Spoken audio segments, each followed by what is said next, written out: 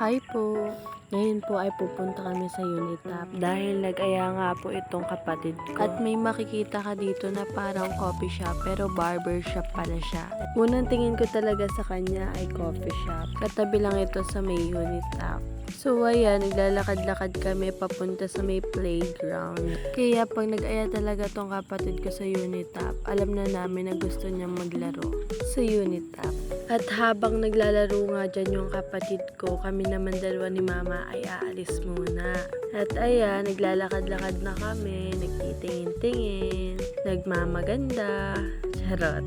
Kaysa nga maghintay kami doon hanggang matapos yung kapatid ko, naisipan namin pumunta dito para kahit papano ay maramdaman namin yung pag-upo sa massage chair. Sobra ka talagang marerelax dito. Ang sarap sa pakiramdam at para ka din kinikiliti talaga. At pagkatapos nga po nagsama-sama na kami at itong kapatid ko nag-aya naman dito sa mga laruan para bumili. At syempre hindi muna tayo aalis hanggat hindi pa tayo nakakakain. Kaya ano pa hinihintay mo? Tara na dito sa Unitap Baliwag. Ayun lang, thank you for watching. God bless. Bye-bye!